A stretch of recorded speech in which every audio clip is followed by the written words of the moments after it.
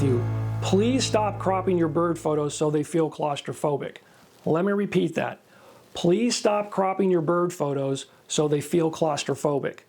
When you open up Lightroom or Photoshop, back away from the crop tool. I think you'll thank me later.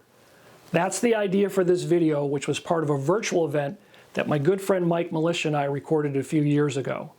Like some of the other videos from that virtual event, I thought this would also make a good YouTube video because it focuses on not overcropping and giving your subject some space.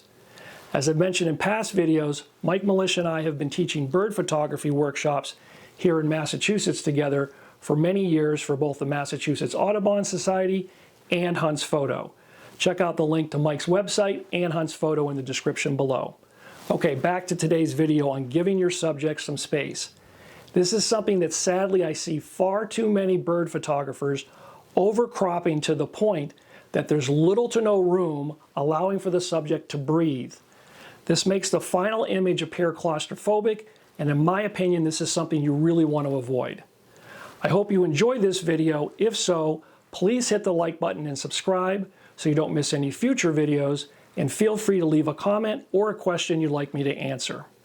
Also, stick around to the end of the video to see even more photos. So, let's have a look at some examples of how you can improve your bird photography by not overcropping your photos. Okay, on to give your subject some more space, and this is something that Mike and I talk about quite a bit, particularly in the last, I don't know, couple of years or so. I'm actually judging a local photo competition, and this is something that I am very, very adamant about these days, is that photographers tend to kind of cramp their photos too much. They don't leave enough room, and so that's what we're going to talk about here, is the filling the frame, loosen up the crop, which we think can sometimes be more appealing, and then these ultra tight crops, again, they can feel just very claustrophobic, and again, I'm seeing this just over and over and over again, and I'm a little bit on my soapbox right now, but I just want to point this out before we kind of get into taking a look at some of the photos that are the examples here. So let's just take a look at a handful of images here. So I would see this type of photo, particularly when I've taught some of the workshops for Massachusetts Audubon. I've been teaching for them for many years now, and in the workshops, some of the students will come back and they'll take the photo and they'll give me the crop, and this is what it'll look like. And I'll say, hey, maybe consider that. And I think this type of a photo here just, again, it gives the subject a little bit of room to breathe. I think it's a little bit more appealing for the viewer to see a little bit more of what's going on around the subject, and it doesn't feel, again, so claustrophobic.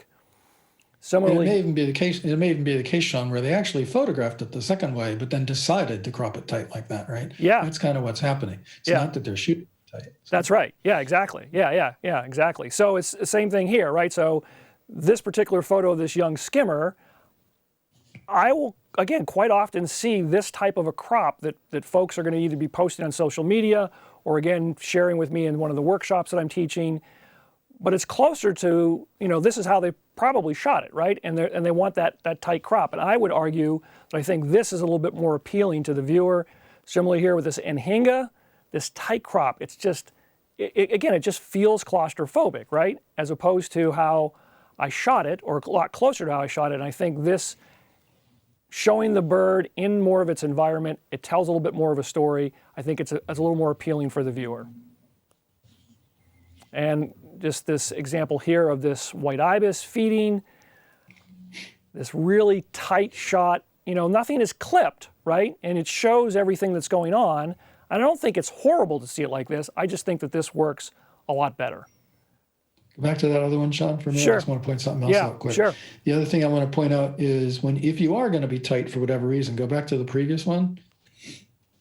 Think about those where the feet would be. That's right. Always leave room for sort of the virtual feet. The virtual feet, the virtual feet. The other issue is even if I was going to go tight like this, I would leave more room at the bottom, just because you don't imagine where the feet would be and you don't want them right at the bottom or clipped. Yeah, and I'll tell you, Mike, I know on this competition that I'm judging right now, I've already seen a lot of crops like this, and it just drives me a little bit stir crazy, as you can imagine.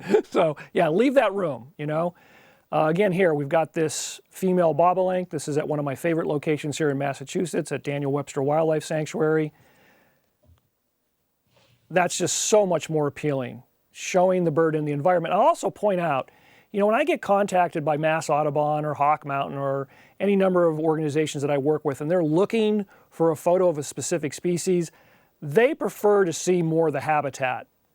You know, I know bird photographers like those nice clean backgrounds, and you do have a clean background here, nothing obstructing on the bird, but showing it in the habitat and what's going on around the bird, that's something that really appeals to, I think, the folks that I'm being contacted by that are looking to purchase an image for publication. So just point that out as well. And I'll turn it over to Mike, and he can give you some more examples.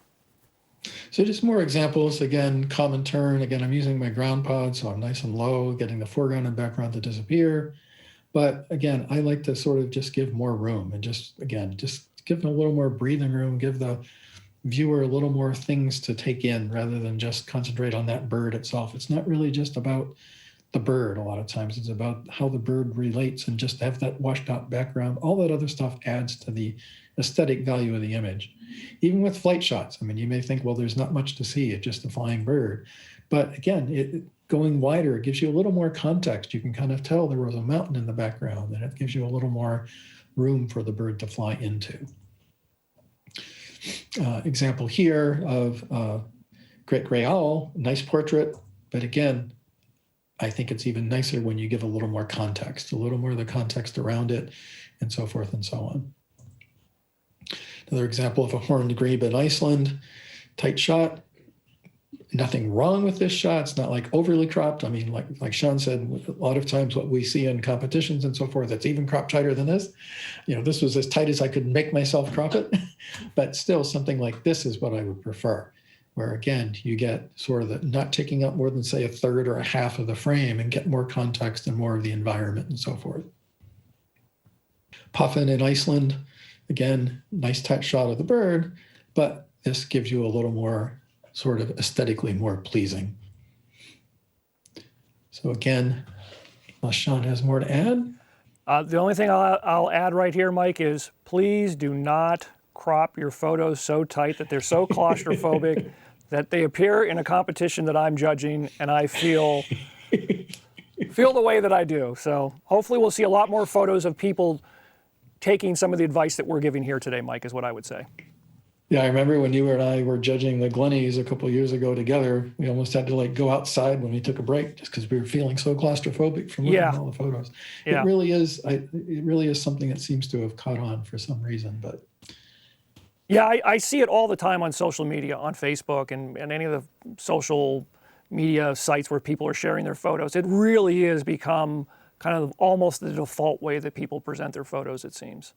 Unfortunately, when I see a photo that someone is showing that doesn't do that, I'm almost like, oh, wow, look at that. They didn't overly crop it. And I guess this is probably a good time to also just point out that in a lot of these cases where we're talking about composition and so forth, you are going to get different answers from different people. Part of it is personal taste for sure. Absolutely. And you'll definitely get different answers from a non-photographer than a photographer. Now you can take what you will for that. Yeah. Yeah. We joke, Mike, right? You're definitely not going to agree with everything that we say. But I think you'll find over time what we're saying is sort of what people end up gravitating towards usually. Yeah. 10 photographers, 12 answers, Mike. Again, I hope you enjoyed this video. Thanks for watching, and remember to help protect wildlife and help protect wild places. Cheers. Now let's take a look at a few more photos.